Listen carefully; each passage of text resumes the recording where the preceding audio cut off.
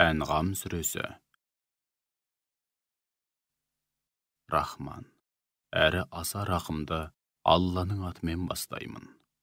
Барша мадақ, шүкіршілік атауы күллі аспан әлемі мен жерді жаратқан, тас қараңғы түнектер мен жарық нұрды жоқтан бар еткен Аллаға тән. Соған қарамастан көпірлік қылғандар Раббыларына өзгелерді, яғни пұттарды, ай жұлдызды тіпті өздері секілді ет пен сүйектен жаралған кей адамдарды тең тұтады. Ол сендерді балшықтан жаратты. Содан кейін сендерге өлшеулі ғұмыр берді. Сондай-ақ оның дәргейінде жалпы ғалам мен ондағы әрбір жаратылыстың, әр қауымның, әр пенденің һәм әр оқиғаның басы мен соңы бар екенін көрсететін әу бастан белгіленген, әсте өзгермейтін өлшеулі мерзім бар. Алайда сендер осынау ақиқатты көріп, біліп тұрып, Алланың құдіретіне және ақиретке шәк келтірудесіңдер. Ол күллі аспан әлемінде де, жерде де, құдіреті мен билігі шексіз, жалғыз Алла. Ол сендердің құпия сырларыңды да, жария істеріңді де, сондай-ақ жақсы жаман, адал арам, не тауып, не істеп, не қойып жүргендеріңнің бәрін жақсы біледі. Соған қарамастан, оларға Раббыларыңның аяттарынан қандай да бір аят, яғни уахи жолымен келсе болды, еш ойланбастан одан сырт айналады. Оларға ақиқаттың нақ өзі, Құран түрінде келгенде, оған да сенбестік танытты. Һәм ондағы ақиқаттарды, ескертулерді әрі ақиретке қатысты ғайыптан хабарларды мазаққа айналдырды. Әрине, уақыты келгенде олар нені мазаққа айналдырғанын әлі-ақ білетін болады. Олар өздерінен бұрын қаншама ұрпақтың, қаншама қауымның көзін жойғанымызды көріп ойланбай ма? Біз кезінде оларға жер бетінде мықты жағдай жасап, сендерге нәсіп етпеген мүмкіндіктерді нәсіп еттік. Көктен берекелі, мол жауын жаудырдық. Сондай-ақ, аяқтарының астынан өзендер ағыздық. Алайда, ақырында істеген күнәлары себепті, олардың көзін жойдық та, арттарынан басқа ұрпақ, басқа қауымдарды жараттық. Уа Мұхаммед, егер саған Құранды уахи арқылы түсірмей-ақ, бірден көктен қағазға жазылған дайын кітап етіп түсірсек, һәм олар соны көзбен көріп қана қоймай, қолмен ұстап көрсе де, бәрібір әлгі көпірлікте қасарысқандар, бұл нағыз сиқыр, одан басқа түкті еместер еді. Сондай-ақ олар оған пайғамбар екенін растайтын, әрі жәрдемші болатын бір періште де түсірілсе болмас па еді десті. Егер оларға пайғамбарға қоса Лут қауымына түсірілгендей көктен періште түсірсек, онда әрине іс бітер еді. Яғни, ақиқатты көріп тұрып, иман келтірмегендіктен шаруалары бітер еді. Сөйтіп, өздеріне титтейде мұрсат берілместен, бастарына қиямет орнар еді.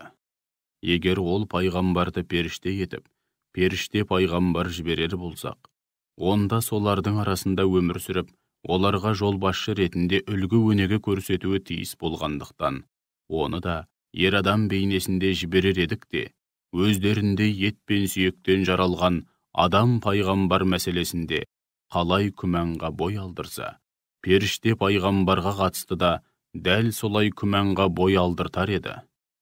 Уа Мұхаммед, шүбәсіз өзіңнен бұрында қаншама пайғамбар өз қауымы тарапынан тәлкекке ұшырады. Алайда олар келекей етіп, мазаққа айналдырған хақ азап, түбінде өздеріне жан-жақтан құрсау салып, өздерінің түбіне жетті.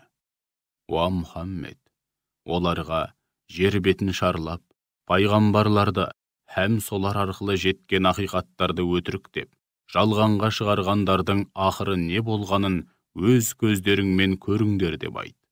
Сондай-ақ оларға күллі аспан әлеміндегі мен жердегінің бәрі кімге тиесілі?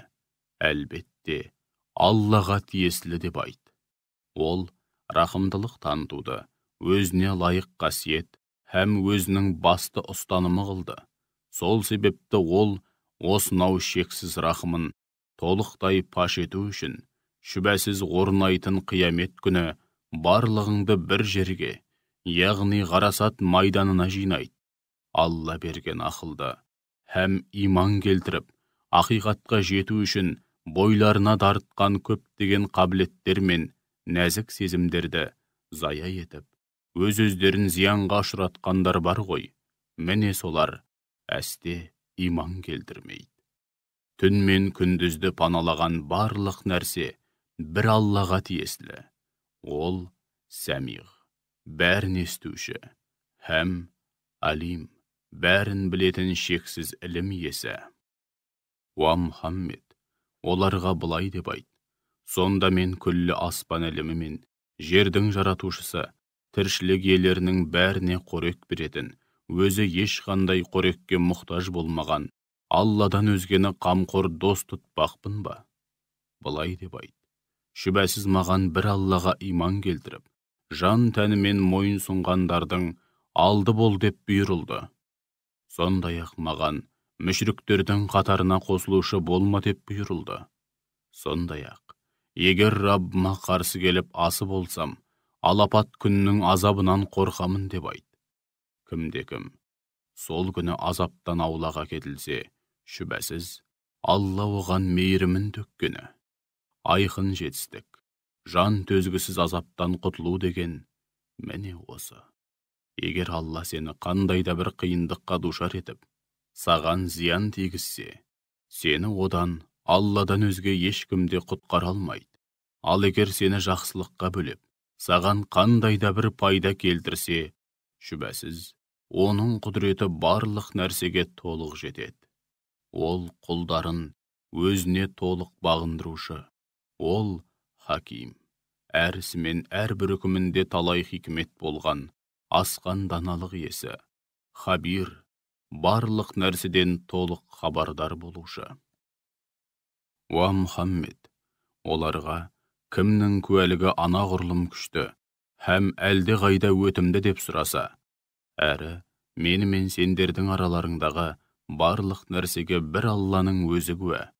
Бұл Құран маған, сендерді һәм кімге дейін жетсе, солардың бәрін ескертуім үшін уахи етілді. Әй мүшріктер, Алламен қатар басқа да құдайлардың бар екеніне мына сендер куәлік етудесіңдер ме? Мен бұған әсте куәлік етпеймін де.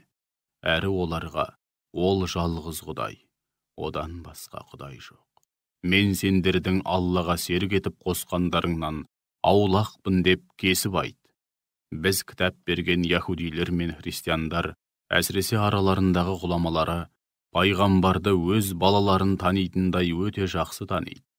Алайда Алла берген ақылды һәм иман келтіріп, ақиқатқа жету үшін бойларына дарытқан көптеген қабілеттер мен нәзік сезімдерді зая етіп, өз-өздерін зиянға ұшыратқандар бар ғой. Міне солар әсте оған иман келтірмейді.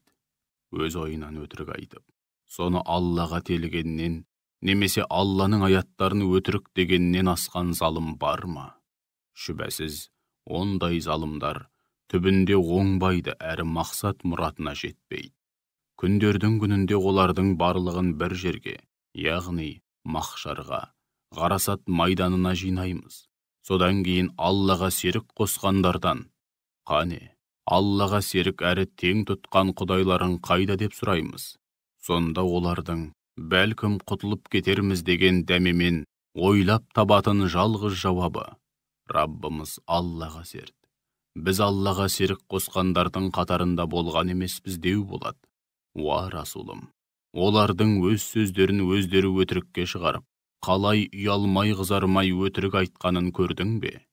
Дүниеде ойдан шығарған құдайлары да, яғни дүниеде құдайдай көріп, құлдық ұрған нәрселері де оларды тастап көзден ғайып болды. Олардың арасында Құран оқығаныңда құлақтарының құрышын қандыру үшін сені тыңдайтындар да бар. Алайда біз пиғылдарына қарай жүректерін оны жете түсініп, ақиқатты көруіне кедергі келтіретін қат-қабат қаптамамен қаптап, құлақтарына да ақиқатты естіртпейтін ауырлық, яғни саңыраулық салып қойдық. Енді олар қандай да бір мұғжизаны әрі ақиқаттың айқын дәлелін көрсе дағы, бәрібір иман келтірмейді. Тіпті қасыңа келгендерінде сенімен өздерінше сөз таластырады. Һәм күпірлікте қатты кеткендері өздеріне оқылған Құран аяттары жайлы. Бұлар бұрынғылардың ойдан шығарған аңыз әпсаналары, одан басқа түк демес дейді. Олар ел жұртты Құраннан алшақтатады, һәм өздері де одан іргелерін аулақ салады. Осылайша олар тек өз басын ғана қауіп-қатерге тігуде, һәм соның парқына да бармауда. Ақырында олар тозақтың алдына келтірілгенде, әттең-ай, дүниеге кері қайтарылсақ қой, онда Раббымыздың ақиқатты соқырға таяқ ұстатқандай етіп көрсететін аяттарына сенбестік танытпай, біз де оған кәміл сенетін мүмін болар едік деп аһ ұрғанын көрсең ғой. Жоқ, олай емес. Олар өздерінің баяғыдан бері жасырып келгендері, яғни аярлығы, арам пиғылдары һәм мүміндерге құрған тұзақтары әшкереленгені үшін солай деуде. Егер олар дүниеге кері қайтарлар болса, өздеріне тыйым салынған жат қылықтардан бәрібір қайтпас еді. Шүбәсіз олар барып тұрған өтірікші, кәззаптар. Олар біз үшін дүние тіршілігінен басқа тіршілік жоқ, өлгеннен кейін қайта тірілмейміз деп айтады. Олардың Раббыларыңның алдына келтіріліп, тікесінен тік тұрғызылғандағы сұрқын көрсең ғой, сонда Хақ Тағала оларға өлгеннен кейін қайта тірілетіндіктерің рас бекен дейді. Олар, иә, Раббымызға серт, рас екен деп айтады.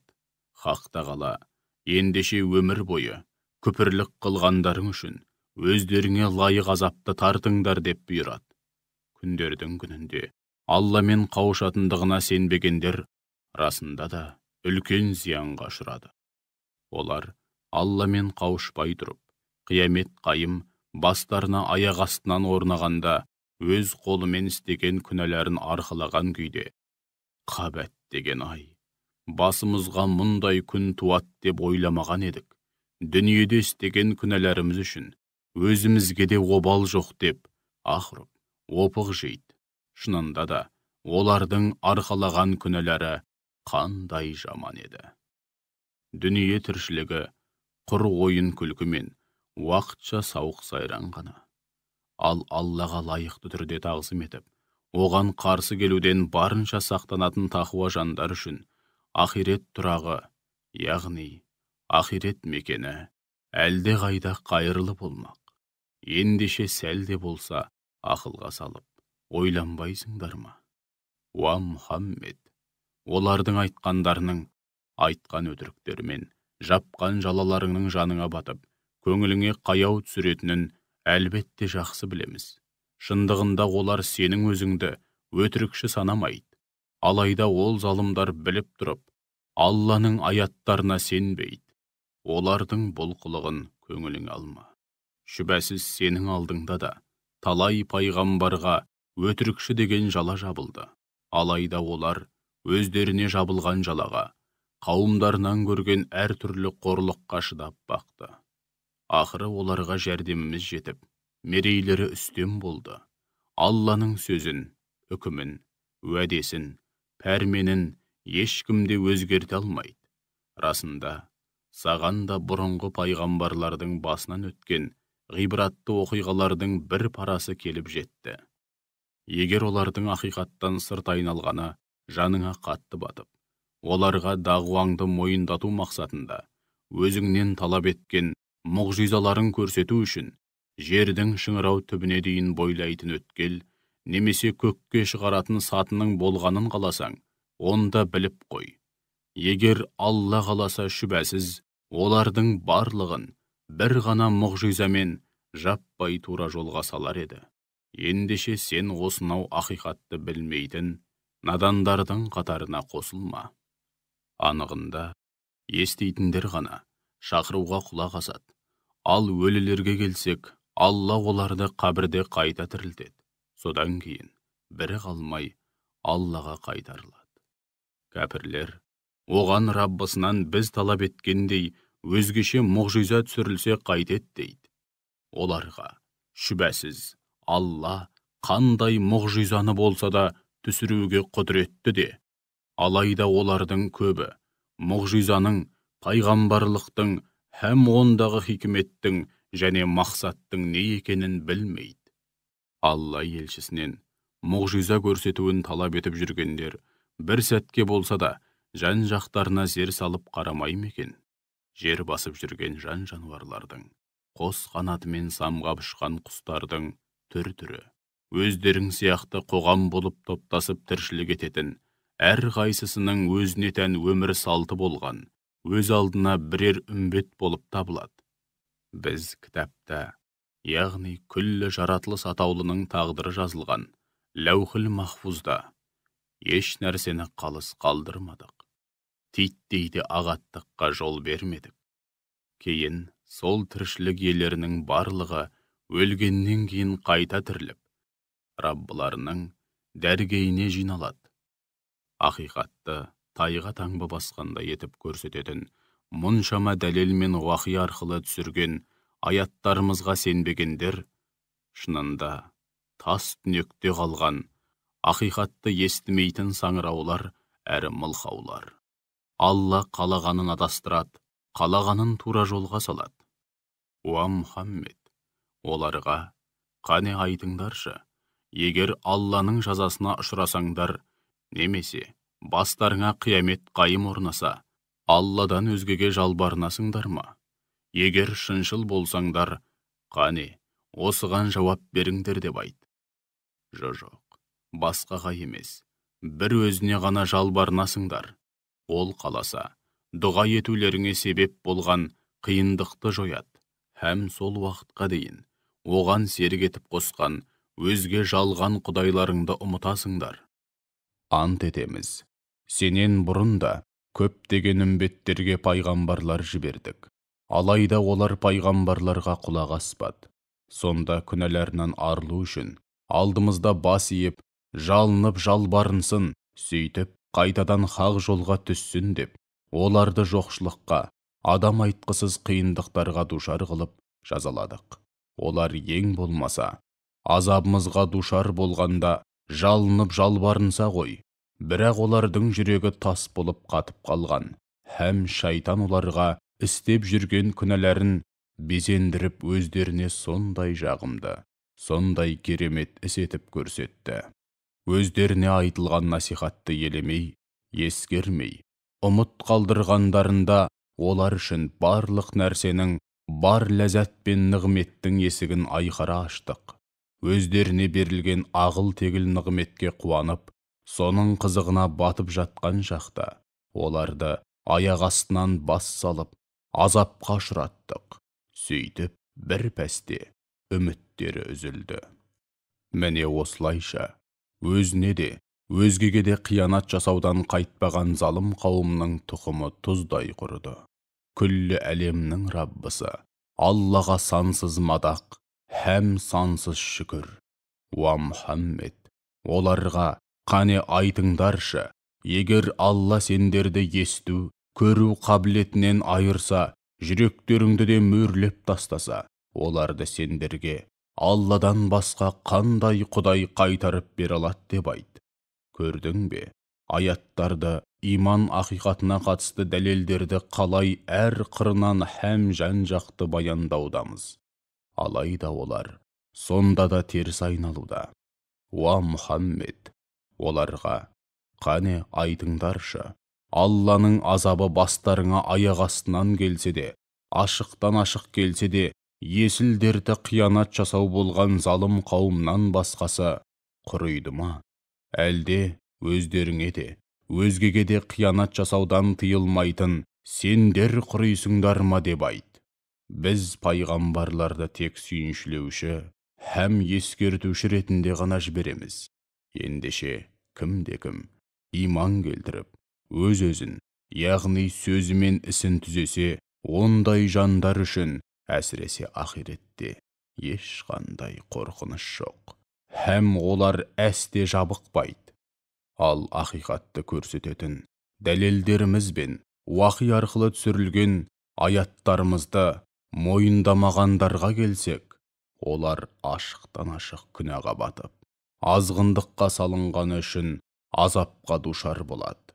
Уа Мұхаммед, оларға мен сендерге Алланың қазыналары менің қолымда демеймін, һәм ғайыпты білмеймін, немесе мен періштемін деп те айтпаймын. Маған уахи жолымен не келсе, соны ғана басшылыққа аламын де. Сондай-ақ оларға көрсоқыр мен көретін адам тең бе, өздерің сәл де болса ойланбайсыңдар ма деп айт. Раббыларыңның дәргейіне жиналып, жауапқа тартылудан қорқатындарға Құран мен ескерту жаса. Раббыларының алдына барғанда, оларға Алладан басқа қол ұшын беретін бірде-бір жанашыр доста, арашалап алар шапағатшы да болмайды. Бәлкім олар сонда Аллаға серік қосудан һәм қарсы келуден тиісінше сақтанар. Раббыларының жамалы мен разылығына бөленуді ғана тілеп, ертелі-кеш жалбарынып дұға ететін, яғни қарапайым, ғаріп мүміндерді мүшріктер айтты екен деп қасыңнан қума.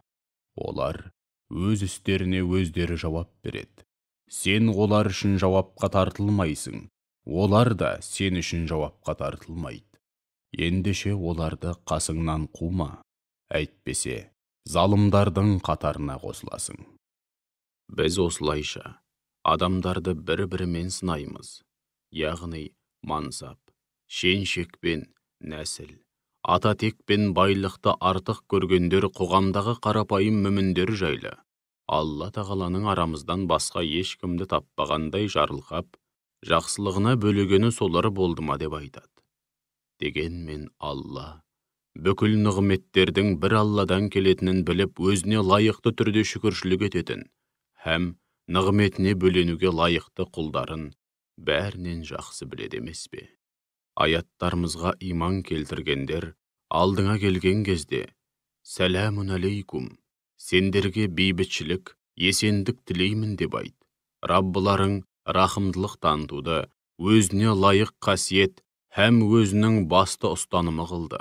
Араларыңнан кім-де-кім білместікпен қандай да бір жамандық істеп, кейін сол ісіне өкініп тәубеге келсе һәм түзелсе, шүбәсіз ол ғафур, өте кешірімді, рахим, ерекше мейірімді. Күнәдан көз ашпайтын азғындардың жолы, жат қылықтары мен күпірліктері толық айқындалсын деп, ақиқатта һәм оның бұлтартпас дәлелдерін міне осылай жан-жақты баяндаймыз. Уа Мұхаммед, оларға шүбәсіз маған сендердің Алладан басқа тәңір тұтып, жалбарынып жүрген құдайларыңа табынуға үзілді-кесілді тыйым салынды деп айт. Сондай-ақ, мен сендердің әуейліктеріңе еріп, айтқандарыңмен жүрмеймін, өйткені айтқандарыңа көніп, айдауларыңа жүретін болсам, сөзсіз адасамын, әрі тура жолдағылар қатарынан шығып қаламын деп айт. Оларға шүбәсіз мен Раббымнан келген анық дәлелге сүйенемін, ал сендер болсаңдар, соны жалған дедіңдер. Сендерді бәлкім райларыңнан қайтар деп, азаппен қорқытсам, қорқудың орнына, егер ондай азап бар болса, тезірек келсін, пешенемізге жазылған сол болса, көріп алайық дейсіңдер. Алайда сендер, тезірек келсін деп асықтырған азап менің қолымда емес. Қай мәселеде болмасын, кесімді үкім шығару бір Аллаға ғана тән. Ол ақиқатты ғана айтады. Ол қай мәселеде болмасын, әрдайым ең қайырлы үкімді айтушы. Ақиқат пен жалғанның аражігін ажыратушылардың ең қайырлысы деп айт. Оларға, егер сендер асыға күткен сол азап менің қолымда болса, арамыздағы бар шаруа, бар мәселе баяғыда бітер еді деп айт. Алла ол залымдарды өте жақсы біледі. Бейне бір тылсым қазына болған ғайыптың кілттері оның жанында. Оларды одан өзге ешкім білмейді. Ол құрлықта, һәм теңізде не бар, не жоқ бәрін біледі. Оған тіпті бұтағынан үзіліп түскен бір тал жапырақтың да жайы мәлім. Жердің тасқараңғы қойнауындағы бір тал дәнек болсын, тіпті дымқыл, немесе құрғақ болғанның бәрі де ап-айқын кітапта, Алланың шексіз іліміне сүйенген тағдыр кітабында жазылған. Ол сендерді түнде, кіші өлім болған, ұйқыға жатқызып уақытша өлтіреді. Һәм күндіз не істеп не қойғандарыңның бәрін біліп тұрады. Кейін сендерді ұйқыларыңнан оятып қайта тірілтеді. Сөйтіп, мерзімді күн, межелі нысана көрініс бергенше, осылайша жалғаса береді. Содан кейін, ақыр соңында бәрің Аллаға қайтасыңдар. Содан кейін ол, сендерді не істеп не қойғандарыңнан толық хабардар етеді. Ол құлдарын бір өзі билеп үкімін жүргізуші, сендерге бақылаушы, һәм қорған ретінде әрі барлық істеріңді жазып отыратын періштелер тағайындап жібереді. Қайсы біріңнің болмасын, ажалы келгенде, періште елшілеріміз оның жанын алады. Олар өз міндетін бірде-бір нәрсені қалт жібермей, мүлтіксіз орындайды. Содан кейін олар, яғни қайтыс болғандар, шынайы егелері Аллаға қайтарылады. Біліп қойыңдар, билік айтып үкім шығару бір Аллаға тиесілі. Ол жауапқа тартуда өте жылдам. Уа Мұхаммед, оларға былай деп айт: сендерді құрлықтың һәм теңіздің тас қараңғы түнектерінен бастарыңа қауіп-қатер төнгенде кім құтқарады, кім сақтайды? Әдетте, бастарыңа тақыр таянғанда, оған кейде дауыстап, кейде іштей жалбарынып дұға етесіңдер. Һәм егер Алла бізді осы қиын жағдайдан құтқарса, шүбәсіз шүкіршілік ететіндердің қатарында боламыз дейсіңдер. Оларға сендерді сол жағдайдан һәм барлық қиындықтардан құтқаратын да, бәле жаладан сақтайтын да бір Алла. Алайда сендер содан кейін шүкіршілік білдірудің орнына Аллаға қайтадан серік қосасыңдар деп айт. Сондай-ақ оларға оның төбелеріңнен де, аяқтарыңның астынан да азап жіберуге немесе сендерді жік-жікке бөліп, біріңді біріңе айдап салып, біріңнің жұдырығын біріңе жеткізуге толық құдіретті деп айт. Қарашы, солар жақсылап түсінсін деп, аяттарымызды иман ақиқатын тайға таңба басқанда етіп көрсететін дәлелдерді қалай әр қырынан һәм жан-жақты баяндаудамыз. Алайда қауымың оны, яғни Құранды, ақиқатқа тұнып тұрса да, жалған деп сенбеді. Ендеше оларға: мен сендер үшін жауап беретін кепілшілерің емеспін деп айт. Айтылған әрбір хабардың жүзеге асатын кесімді мерзімі бар. Уақыты келгенде әлі-ақ көресіңдер. Аяттарымыз жайлы мазақ пен кекесінге толы, алып қашпа әңгіме айтып отырғандарды көрсең, олар басқа әңгімеге көшпейінше, олардан іргеңді аулақ сал. Егер шайтан саған мұны ұмыттырса, есіңе түсер түспес ол жерден кетіп қал. Залым қауыммен бірге бір сәтте отырма. Аллаға тиісінше тағзым етіп, оған қарсы келуден барынша сақтанатын тақуа жандар имансыздардың есебіндегі күнәлі істер үшін жауап бермейді. Алайда олардың міндеті, бәлкім, Алланың ақиреттегі адам айтқысыз азабынан қорқып, тәубесіне келер деп, имансыздарға насихат айтуы. Уа Мұхаммед, өз дінін ойыншық көріп, ойын күлкіге айналдырып, дүниедегі қу тіршілікке алданғандармен әуре болма. Сен тек ешкім Аллаға серік қосусында кешірілмес күнәға батып, құрдымға кетпес үшін Құран мен уағыз насихат айт. Әрбір жан өзінің Алладан басқа бірде-бір жанашыр досы да, арашалап алар қамқоршысы да жоқ екенін білсін. Ақиретте күнәһар адам азаптан құтылу үшін күнәсінің өтеуі ретінде қанша жерден пидия берсе де, одан қабыл алынбайды. Істеген күнәләрінің кесірінен жақсылық атаулының бәрінен махрұм қалып, құрдымға кеткендер, міне солар. Көпірлікте табандаған үшін олардың сыбағасы өзектерін өртейтін қайнақ, сусын мен жан төзгісіз азап болмақ. Оларға сонда біз Алланы былай қалдырып, бізге пайда да, зиянда келтіре алмайтын пұттарға немесе басқа да қауқарсыз жаратылыстарға құлдық ұрып, жалынып жалбарынамыз ба? Алла бізді тура жолға салғаннан кейін, кел бізге қосыл деп тура жолға шақыратын жанашыр достары тұрғанда, шайтандардың арбауы мен азғыруына түсіп, жер бетінде дал болып адасып жүрген ақмақ сияқты кері кетіп, Аллаға серік қосайық па деп айт. Сондай-ақ, шүбәсіз Алла көрсеткен жол нағыз тура жол. Біз әлемдердің Раббысына жан тәнімізбен мойын сұнуға бұйырылдық деп айт. Сонымен қатар, бізге намазды кемеліне жеткізіп, үзбей, әрі уақытлы оқыңдар, және Аллаға қарсы келуден сақтанып, тақуалық аясында өмір сүріңдер деп те бұйырылды. Ол сондай Алла, барлығың өлгеннен кейін қайта тіріліп, оның дәргейіне жиналасыңдар. Ол сондай құдіреті шексіз Алла, күллі аспан әлемі мен жерді ақиқат һәм хикмет негізінде жаратты. Ол бол дегенде, не нәрсе болса да бірден бола қалады. Оның бол деген пәрмені сияқты әрбір сөзі де ақиқат. Сур үрленетін күні де күллі болмыс һәм бар билік бір өзінің қолында болады. Ол ғайыпты да, жарияны да, яғни сезім мүшелермен сезіп білу мүмкін болмаған тылсым әлемді де, сезім мүшелермен сезілетін жария әлемді де толық біледі. Ол әр ісі мен әрбір үкімінде талай ғибрат болған, асқан даналық иесі, барлық нәрседен толық хабардар болушы.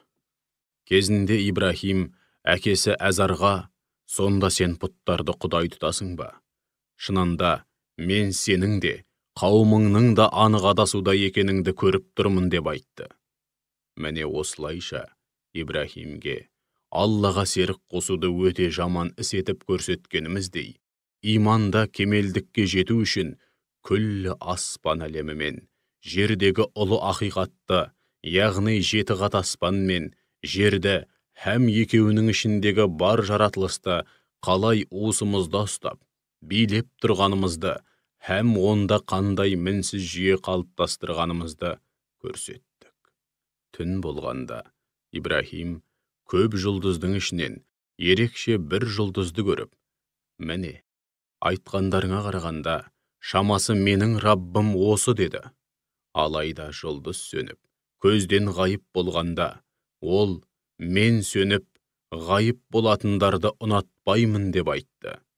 Басқа бір түні толған айды көргенде, міне, айтқандарыңа қарағанда, менің Раббым осы болар деді. Ол да сөніп, көзден ғайып болғанда, егер мені Раббымның өзі тура жолға салмаса, шүбәсіз, адасқандардың бірі болар едім деп айтты. Басқа бір күні, шығып келе жатқан күнді көріп, бірден, айтқандарыңа қарағанда, менің Раббым осы шығар, бұл бәрінен де зор екен деді. Кейін ол да батып, көзден ғайып болғанда, уа қауымым, мен сендердің Аллаға серік етіп қосқандарыңнан, яғни жұлдызға, айға, күнге, пұттарға және сол сияқты басқа да жаратылыс атаулыға табынудан аулақпын деді. Шынында да, мен жалған діндердің бәрінен сырт айналып, жүзімді күллі аспан әлемі мен жердің жалғыз жаратушысы Аллаға қараттым. Мен сендер сияқты мүшрик емеспін деді. Сол кезде қауымы Ибрахиммен сөз таластыра бастады. Сонда ол қауымына, сендер менімен, мені тура жолға салған Алла жайлы сөз таластырмақсыңдар ма? Мен сендердің Аллаға серік етіп қосқандарыңнан қорықпаймын. Қайткен күнде де Алланың қалағаны болады. Алланың маңдайыма жазғанын көрем. Раббым шексіз ілімімен барлық нәрсені толық қамтыған. Сәлде болса ойланып, ғибрат алмайсыңдар ма? Алла сендерге Құдай екендігіне қатысты бірде-бір дәлел түсірмеген нәрселерді оған серік етіп қосудан қорықпасаңдар, мен сендердің Аллаға серік етіп қосқандарыңнан не үшін қорқуым керек? Егер ілімнен нәсіптерің болса, қане айтыңдаршы, Бұл екі тараптың қайсысы өзін қауіпсіздікте сезінуге әлде қайда лайық деп айтты. Иман келтірген һәм сол иманына Аллаға серік қосусында ең үлкен зұлымдықты, яғни кешірілмес күнәні араластырмағандар бар ғой. Міне солар, өздерін қауіпсіздікте сезінуге әлде қайда лайық. Тура жолда болғандар да солар. Міне, осылардың бәрі Ибраһимге қауымына қарсы қолдансын деп берген дәлелдеріміз еді. Біз қалаған пендеміздің дәрежесін көтеріп, мерейін өсіреміз. Шүбәсіз сенің Раббың Хаким, әр ісімен әрбір үкімінде талай хикмет болған асқан даналық иесі. Алим, бәрін, әсіресе құлдарының арасынан кімнің неге лайық екенін жақсы білетін шексіз ілім иесі. Кейін Ибраһимге Исхақ пен немересі Яқубты нәсіп еттік. Олардың әрқайсысын тура жолға салдық, һәм пайғамбар қылдық. Одан бұрын Нұхты да тура жолға салған, һәм пайғамбар қылған едік. Сондай-ақ Ибраһимнің нәсілінен Дәуітті, Сүлейменді, Әйюбты, Юсуфты, Мұсаны және Харунды да тура жолға салдық. Һәм олардың әрқайсысына пайғамбарлық міндет жүктедік. Біз ізгілікке құштар, игі жандарды, міне осылай сый-сияпатқа бөлейміз. Зәкәрияны, Яхияны, Исаны және Ильясты да тура жолға салдық. Олардың барлығы да ізгі жандар еді. Сондай-ақ Исмаилды, Әл-Ясақты, Юнусты және Лутты да тура жолға салдық. Һәм олардың әрбірінің мерейін өз дәуіріндегі адамдардан үстем қылдық. Олардың ата-бабаларының ұрпақтарының және бауырларының арасынан да кейбірін таңдап, мерейін үстем қылып, тура жолға салдық. Алланың тура жолы міне осы. Ол құлдарының арасынан қалағанын осы жолға түсіреді. Егер олар да Аллаға серік қосқандарында істеген бүкіл істері, жиған сауаптары текке кетер еді.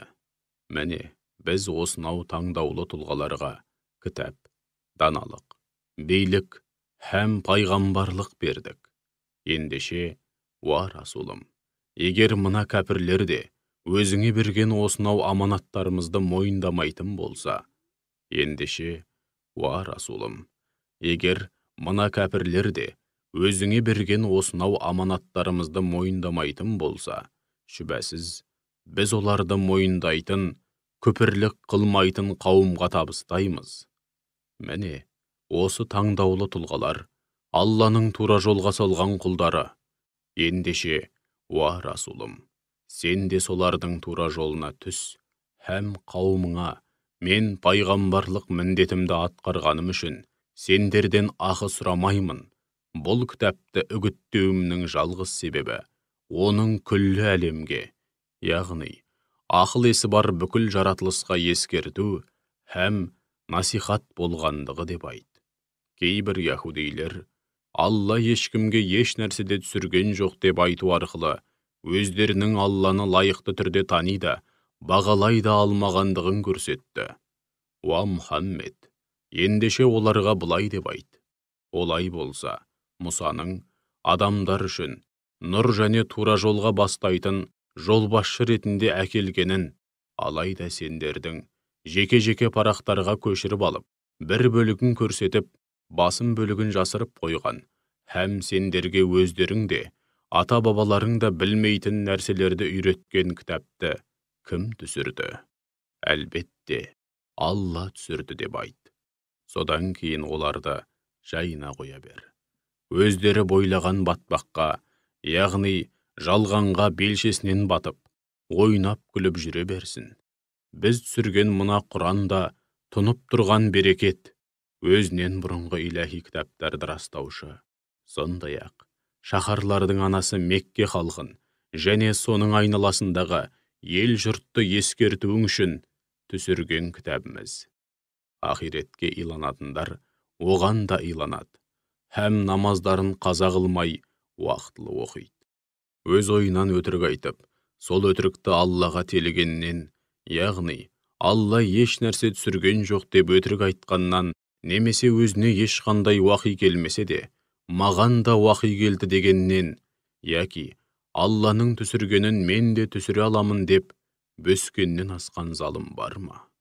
Уа Мұхаммед, залымдар өлім аузында жанталасып жатқанда, өлім періштелері олардың жағасына қол салып, шығарыңдар жандарыңды, Алла жайлы жалған сөз айтқандарың, оның аяттарына иман келтіруді ар көріп, тәкаппарланғандарың үшін, бүгін өздеріңді қор қылатын азапқа душар болып, сазайларыңды тартасыңдар дегенде, олардың сұрқын көрсең ғой.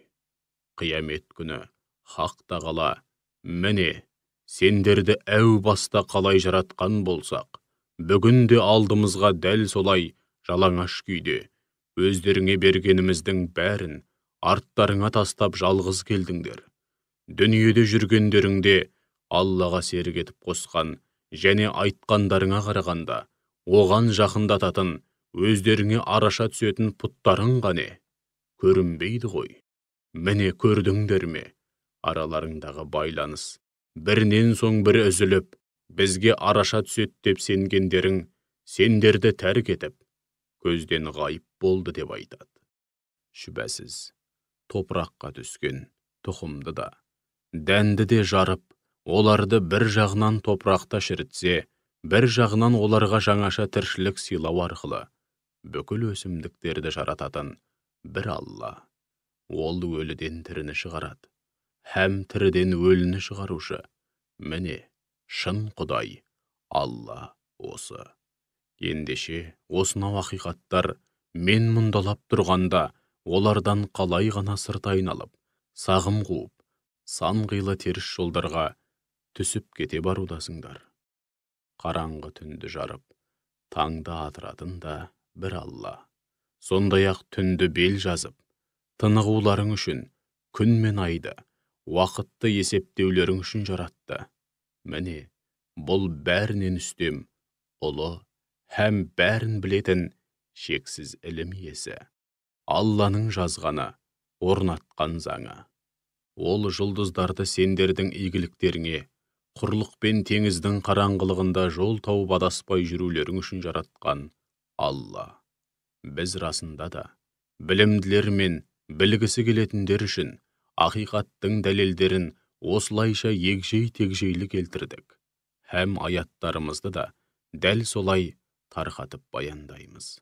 Сондай-ақ ол сендерді бір жаннан, яғни бір кісіден жаратқан Алла.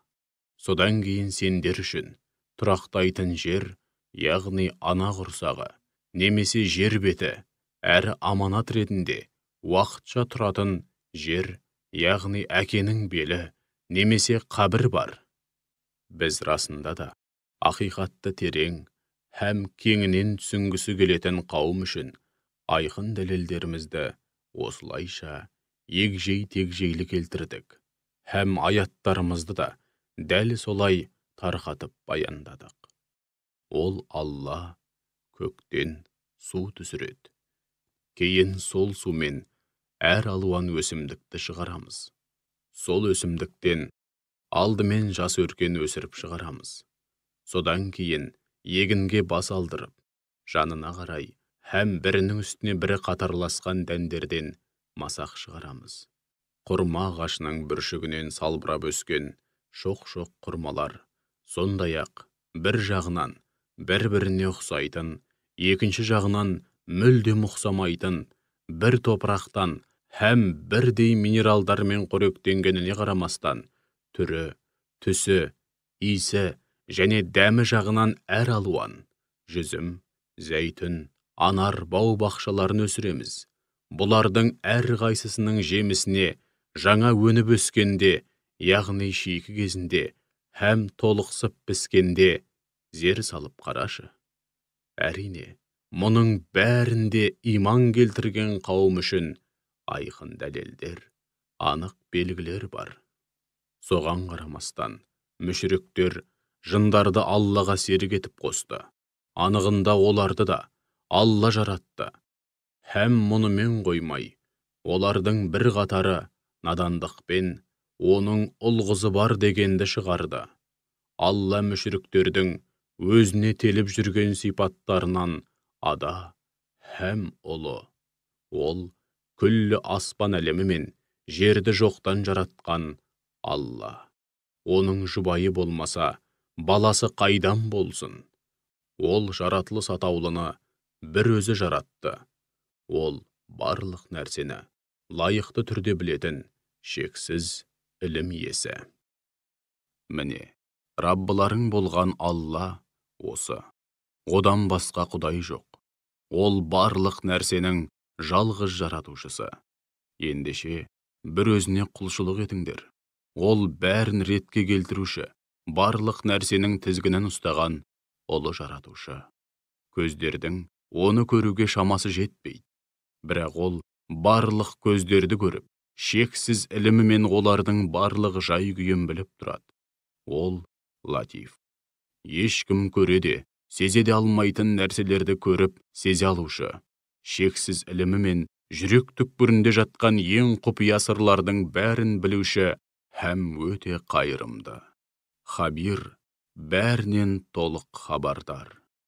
Расында сендерге Раббыларыңнан ақиқатты көре алуларың үшін ап-айқын нұрлы сезімдер, жүрек көзі келді. Ендеше кім-де-кім жүрек көзін ашып, маңдайындағы көзін де соған бағындыратын болса, өз пайдасына, ал кімнің көкірегі көрсоқыр болса, өз зиянына. Уа Мұхаммед, оларға мен сендердің төбелеріңнен төніп, әрдайым бақылап тұратын қорушыларың емеспін де. Міне, осылайша Құран аяттарында айқын көрініс тапқан ақиқаттың дәлелдерін әр қырынан һәм егжей-тегжейлі баяндаймыз.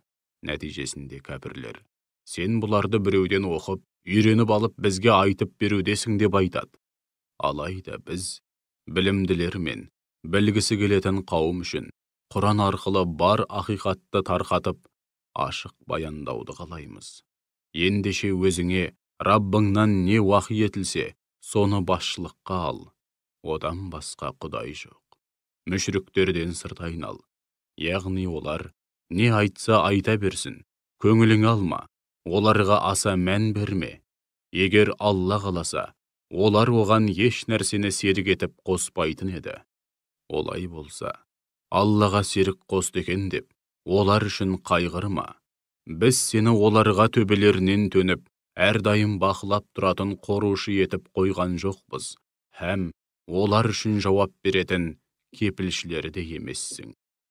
Олардың Алладан басқа тәңір тұтып, жалынып жалбарынатын құдайларына тіл тигізбеңдер. Әйтпесе олар да надандықпен һәм өшпенділікпен Аллаға тіл тигізіп, шектен шығады.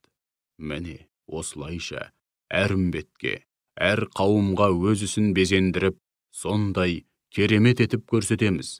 Алайда түбінде барлығы да Раббыларына, Аллаға қайтады. Сол кезде Раббылары дүниеде не істеп, не қойғандарын өздеріне түгелдей айтып береді, һәм сол үшін бәрін жауапқа тартады.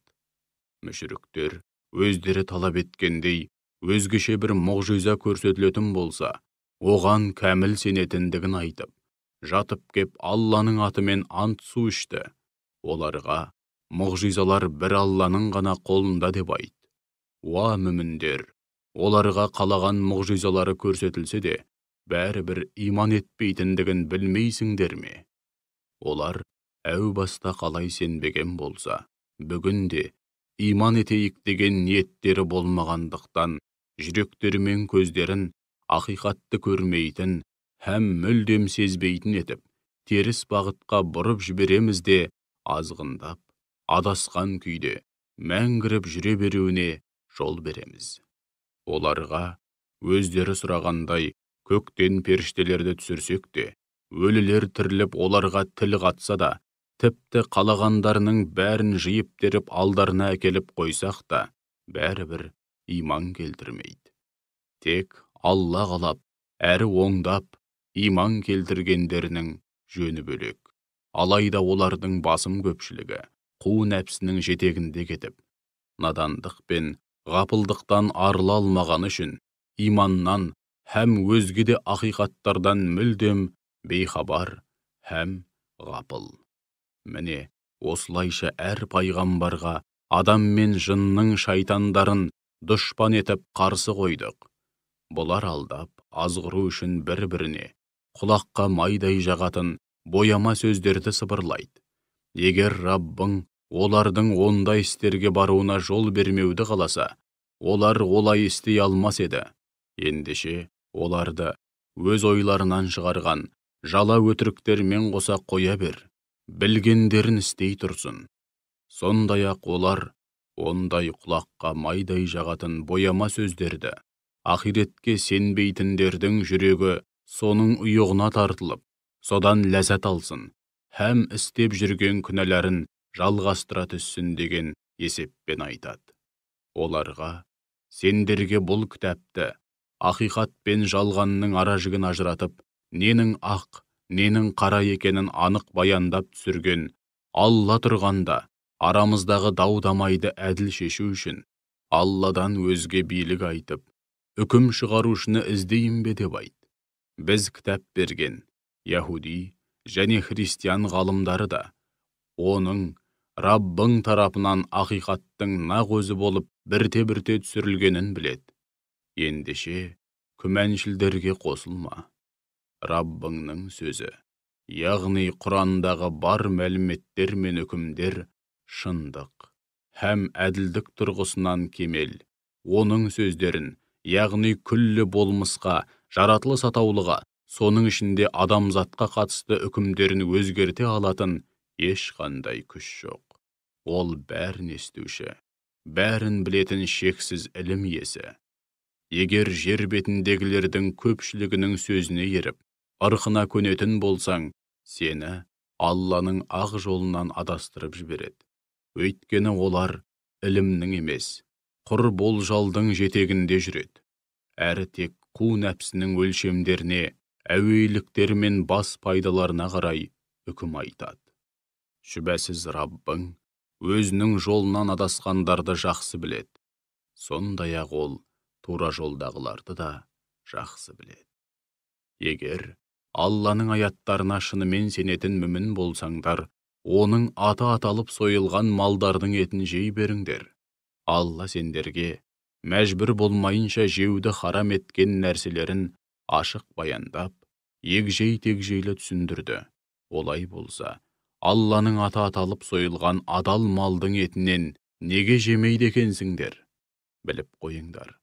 Көптеген адамдар Алладан келген хақ ілімге сүйенбестен әуейліктеріне еріп, өз ойынан үкім айтып, ел жұртты тура жолдан адастыруда. Шүбәсіз, Раббың шектен шыққандарды жақсы біледі. Ашықтан ашық жасалатын жария күнәні де, жасырын күнәні де қойыңдар. Расында, үнемі күнәға бататындар істеген күнәләрінің сазайын міндетті түрде тартады. Сондай-ақ, Алланың аты аталмай сойылған малдың етінен жемеңдер. Өйткені оны жеу, хақ жолдан таю һәм күнә болып табылады. Шүбәсіз, шайтандар өздерінің достарын, нөкерлерін сендермен күрессін деп үнемі саналарына сұмдық ойлар салып азғырады. Егер солардың айдағанына жүріп, айтқанына көнсеңдер, онда шүбәсіз, сендердің де солар сияқты мүшрік болғандарың. Кезінде тура жолда жүрмегендіктен рухани тұрғыдан өлі болған. Алайда біз жан дүниесін иманмен тірілткен және адамдар арасында адаспай жол тауып жүру үшін жарық нұр нәсіп еткен адам бейне бір қараңғы түнектерде қалып қойып, одан шыға алмай жүрген бейбақ сияқты ма? Әлбетте, ондай емес. Бірақ тас қараңғы түнектен шыға алмай жүрген кәпірлерге өздерінің істеп жүрген істері әзәзіл шайтан тарапынан безендіріліп сондай керемет іс болып көрінуде. Міне, осылайша, әр елді мекеннің көптеген бай шонжарларын ниет пиғылдарына қарай, сол жердің ең үлкен күнәһары қыламыз. Сөйтіп олар, қолдарындағы байлық пен билікті сақтап қалу үшін, мүміндерге үнемі тұзақ құрады. Анығында олар біреуге емес, өздеріне тұзақ құруда. Алайда өздері соны сезбейді. Оларға қандай да бір аят келіп жетсе, Алланың елшілеріне берілген уахи һәм пайғамбарлық сияқты бір міндет бізге де берілмейінше иман келтірмейміз дейді.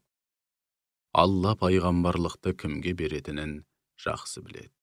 Күнәға белшесінен батқан азғындардың басына, мүміндерге құрған тұзақтары себепті, жақында Алладан қорлық һәм тым ауыр азап келеді. Алла кімді тура жолға салғысы келсе, оның көкірегін, яғни көңілін иман нұрымен нұрландырып, исламға айқара ашады. Алла кімді адастырғысы келсе, оның көкірегін бейне бір көкке көтеріліп бара жатқандай қысып, көңілін тым тар етіп, құлазытып қояды. Міне, Алла көз алдарында қаншама дәлел мен аят тұрса да, иман етпейтіндерді осылайша қиын жағдайға қалдырып, азаптайды. Раббыңның әсте өзгермейтін тура жолы міне осы. Біз сана сезімі ояу, не нәрседен болмасын ғибрат ала білетін қауым үшін тура жол мен теріс жолдың белгілерін һәм соған қатысты аяттарымызды осылайша егжей-тегжейлі баяндаймыз. Ондай жандар үшін Раббыларының дәргейінде тыныштық пен есендік мекені болған жұмақ бар. Үнемі естіп жүрген сауабы мол игілікті істер үшін Алла олардың қамқоршысы һәм шынайы досы. Күндердің күнінде Алла көпірлікте табандаған жындар мен адамдардың барлығын дәргейіне жинап алып, «Әй жын қауымы, расында сендер адамдардың көбін тура жолдан тайдырып қатарларыңа қосып алдыңдар» дейді. Сол кезде жындарға еріп, олармен дос болған адамдар: «Уа Раббымыз, біз бір-бірімізді пайдаландық, яғни әзәзіл жындар бізді азғырып рахатқа бөленсе, біз де қу дүниенің қызығына бату үшін олардың уәсуәсаларына құлақ астық. Сөйтіп, өзіңнің біз үшін тағайындаған кесімді мерзімнің соңына да келіп жеттік» дейді. Сонда Алла: «Ендеше тозақ сендердің мәңгілік мекендерің болады. Алла қалаған уақыттан бөлек, барлығың мәңгі бақи тозақта қаласыңдар» дейді. Уа Мұхаммед, шүбәсіз сенің Раббың Хаким, әр ісімен, әрбір үкімінде талай хикмет болған асқан даналық иесі. Алим, бәрін білетін, шексіз ілім иесі. Аяттағы Алла қалаған уақыттан бөлек сөзінің мағынасы, кәпірлер кей уақыттарда Алланың қалауымен жалын атқан тозақтан уақытша шығарылып, қақаған қатты суыққа тасталып азапталады дегенді білдіреді. Біз осылайша залымдарды өз қолымен істеген әрі амал дәптерлеріне жазылған күнәлары себепті күнәға одан сайын бойлай түссін деп, жамандық жасауға келгенде бір-бірінен қолынан келген көмегін аямайтын дос-жаран қыламыз. Қиямет күні Алла: «Әй жындар мен адамдар, сендерге өз араларыңнан менің аяттарымды оқып түсіндіретін, осы күндеріңе қауышатындықтарыңды алдын ала айтып ескертетін елші пайғамбарлар келмеді ме?» дегенде, олар: «Өз-өзімізге қарсы куәлік етеміз. Елші пайғамбарлардың келгені рас» дейді. Дүниенің фәни тіршілігі оларды алдап соқты. Сөйтіп олар өздерінің кәпір болғандығын растап, өз-өздеріне қарсы куәлікке жүрді. Анығында Раббың халқы ақиқаттан һәм жаратқанның өздерінен не талап ететіндігінен бейхабар болған ғапыл елді мекендерді ескертуші пайғамбар жіберместен, жермен жексен етіп, жойып жіберу сынды зұлымдыққа бармайды. Адамдардың әрқайсысының өз қолымен істеген жақсы жаман істеріне қарай өзіндік дәрежесі болады. Раббың олардың не істеп не қойып жүргенінен бейхабар емес. Сенің Раббың ғани, ешкімге һәм еш нәрсеге мұқтаж болмаған, әсте ортаймайтын байлық иесі, шексіз мейірім иесі. Сендерді басқа бір қауымның ұрпағынан солардың орнына жаратқанындай, қаласа, сендерді де солар секілді жоқ қылып, арттарыңнан орындарыңа қалаған пенделерін әкеліп қояды. Өздеріңе, келешекке һәм ақиретке қатысты уәде етілгеннің бәрі міндетті түрде келеді. Сендер оған бөгет бола алмайсыңдар. Уа Мұхаммед, күпірлікте табандаған қауымыңа: уа қауымым, ендеше осылайша күпірлікте табандаған күйде қолдарыңнан келгеннің бәрін істеп бағыңдар, аянбаңдар. Мен де өз міндетімді соңына дейін атқарамын. Мына дүниенің кімге қалатынын, ақырында кімнің мәңгілік бақытқа кенелетінін әлі-ақ білетін боласыңдар. Расында, өздеріңнің де, өзгелердің де обалына қалған залымдар еш уақытта мақсат мұратына жетпейді. Алланың жазасынан әсте құтылмайды деп айт.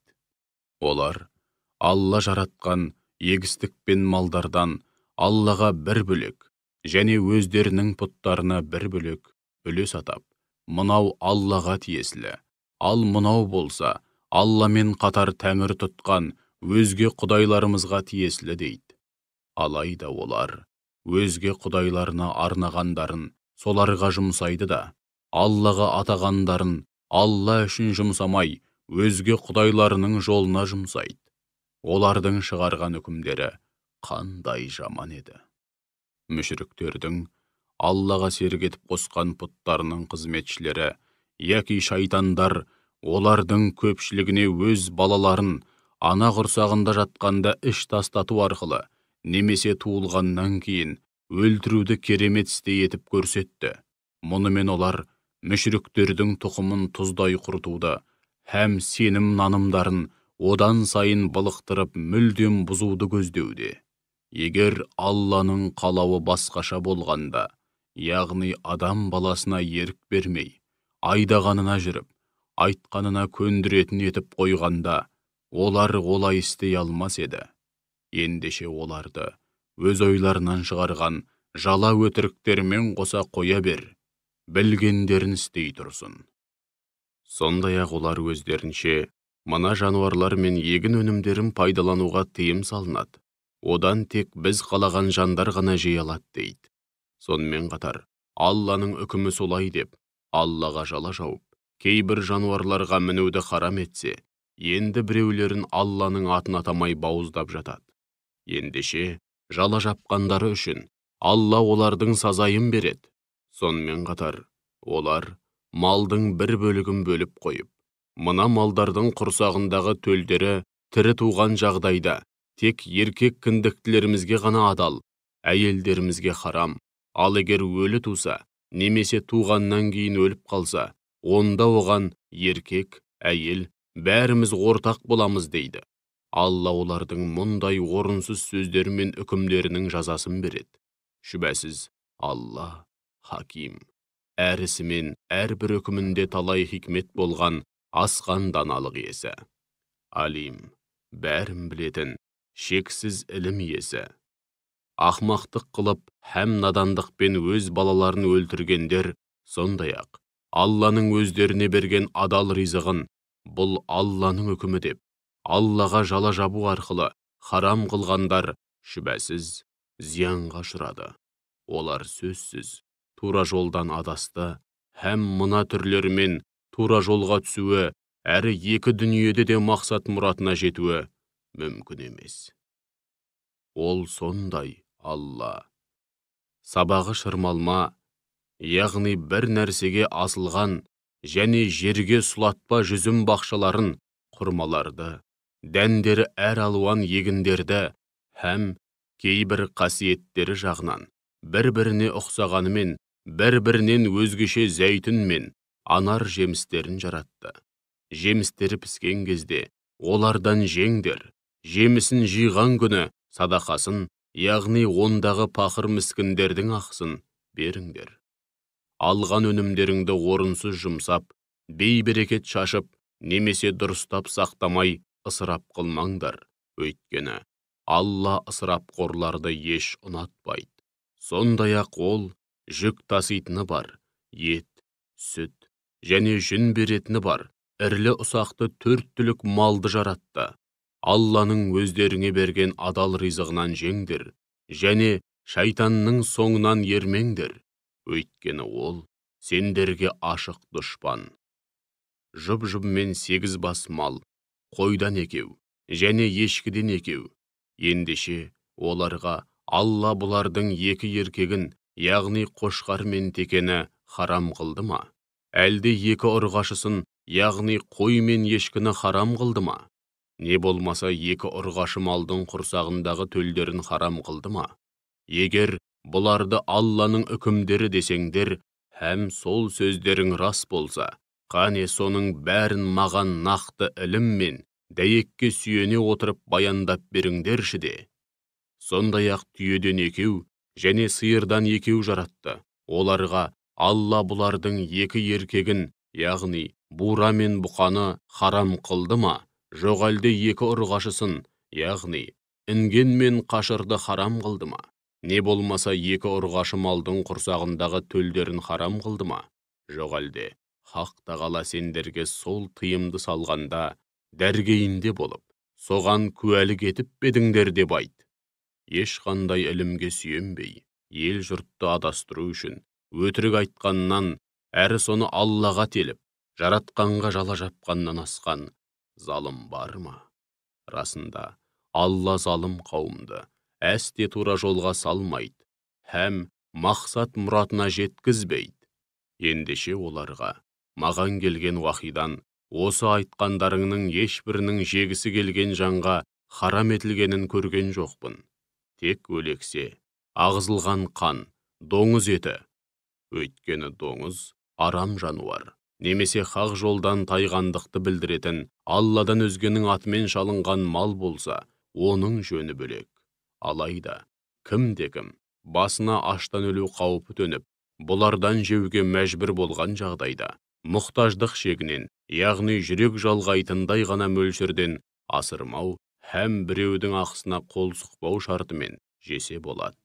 Шүбәсіз, Раббың өте кешірімді, ерекше мейірімді деп айт. Яһудейлерге сиыр, қой ешкіден өзге барлық тұяқты жануарларды, сиыр мен қой ешкінің жон майы, ішек майы және сүйекке біткен майынан өзге іш майларын харам қылдық.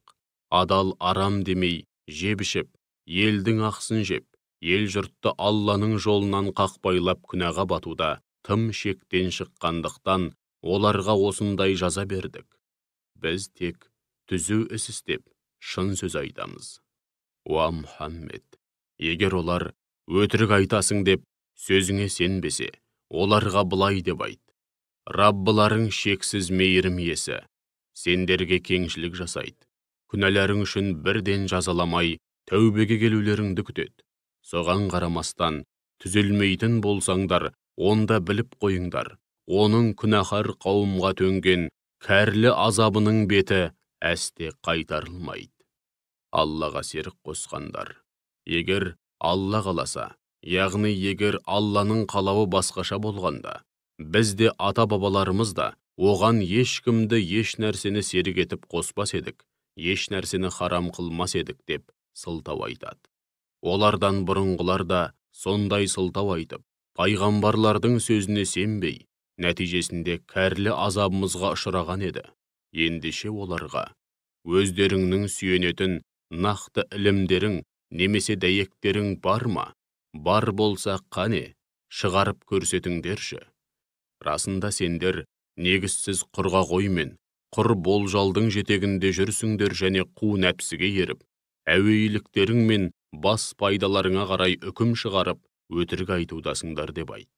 Оларға сендерге жақ, немесе қарсы болатын айқын әрі бұлтартпас дәлел Алланың дәлелі. Егер ол қаласа, барлығыңды мәжбүрлеп болса да тура жолға салар еді деп айт. Сондай-ақ оларға, қане, Алланың мынаны, яғни сендердің харам дегендеріңді харам еткендігіне қатысты куәлік ететін куәгерлеріңді әкеліңдерші деп айт. Егер олар жалған куәлік ететін болса, сен оларға қосылып куәлік етпе. Мұншама дәлелдерімізбен уахи еткен аяттарымызды жалғанға шығарадың. Ақиретке сенбегендермен қоймай, Раббыларына өзгелерді тең тұтып, серік қосатындардың әуейліктеріне еруші болма. Һәм оларға, келіңдер, Раббыларыңның сендерге не нәрселерді харам еткенін оқып, баяндап берейін. Ең алдымен, оған ешкімді және еш нәрсені серік етіп қоспаңдар. Ата-аналарыңа жақсылық жасаңдар. Кедейліктен қорқып, өз балаларыңды құрсақта жатқанда да, дүниеге келгеннен кейін де өлтірмеңдер. Сендердің де, олардың да ризығын беретін біз. Мейлі жария, мейлі жасырын болсын, арсыздық пен күнә атаулыдан аулақ жүріңдер. Сондай-ақ, Алла өз қорғауына алған, һәм өлтіруді харам еткен тірі жанды, нақақтан нақақ өлтірмеңдер. Ақылға салып ойланып, хақ дін исламды қабылдап, үкімдеріне сай өмір сүрерсіңдер деп, Алла сендерге осыларды бұйырды деп айт. Жетімнің мал мүлкіне, балиғат шағына толғанға дейін, сақтау, көбейту, немесе өзін жан-жақты жетілдіру үшін жұмсаусында жақсы ниетпен болмаса, мүлдем жоламаңдар. Өлшегенде дәл өлшеп, таразыға тартқанда дұрыс тартыңдар.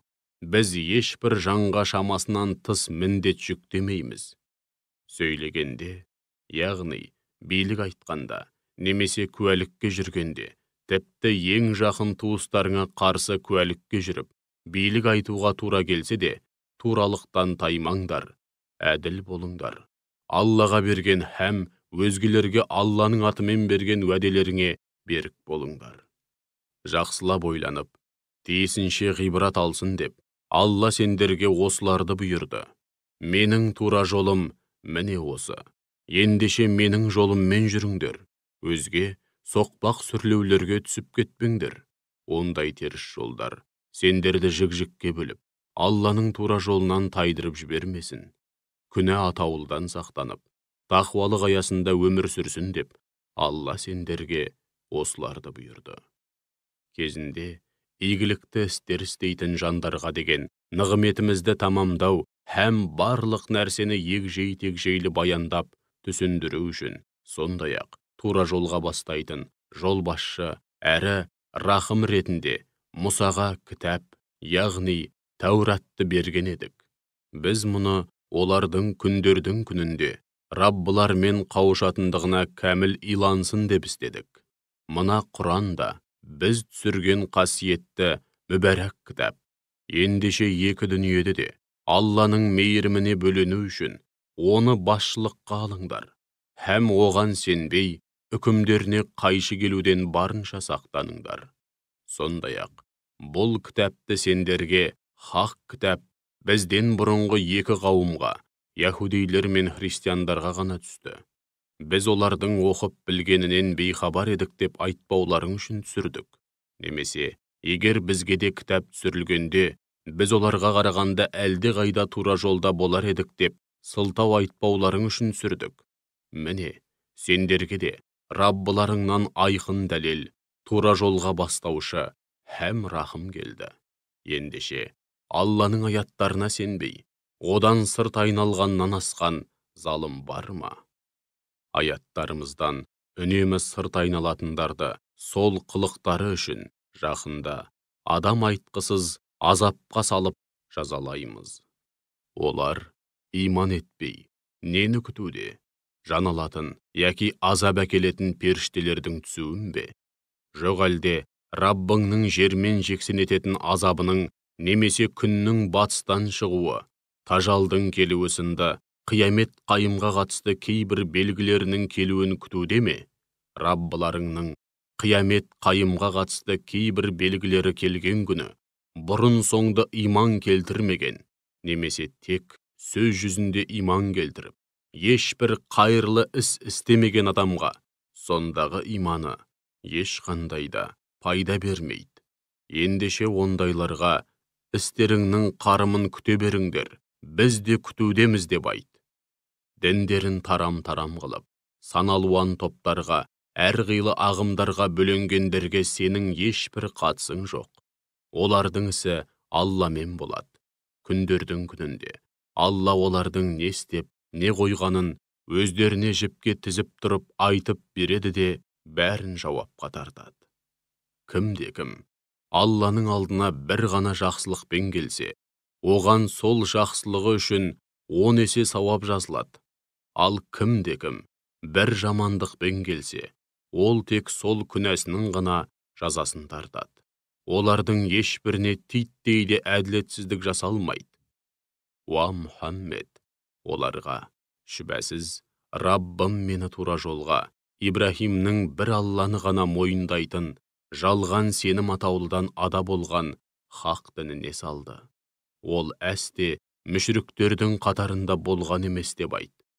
Сондай-ақ оларға, менің намазым да, өзге құлшылықтарым да, тіршілігім де, өлімім де, әлемдердің, күллі жаратылыстың Раббысы бір Аллаға арналады. Оның теңі, серігі жоқ.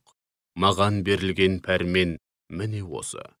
Мен бір Аллаға мойын сұнған, мұсылмандардың ең алғашқысымын деп айт.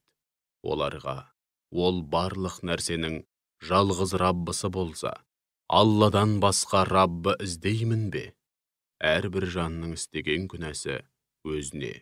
Біреудің күнәсін басқа біреу арқаламайды. Түбінде барлығыңда Раббыларыңа қайтасыңдар. Сонда ол сендерге өзара келісе алмай, таласып тартысқан мәселелеріңнің ақ қарасын ажыратып, бәрін айтып береді деп айт. Ол сендерді жер бетінің, оны көркейтетін, онда Алланың үкімі, орнатқан заңы бойынша өмір сүріп, ондағы өзге жаратылыстарды меңгеретін халифалары қылды. Және сендерді берген нығметтері арқылы сынау үшін байлық, мансап, күш-қуат, ақыл-ой тұрғысынан біріңді біріңнен түрлі дәрежеде үстем етті. Шүбәсіз, Раббың уақыты келгенде өте жылдам жазалаушы. Сондай-ақ ол ғафур, тәубеге келгендер үшін өте кешірімді. Рахим, әсіресе тәубе етіп, өзіне бет бұрған құлдарына ерекше мейірімді.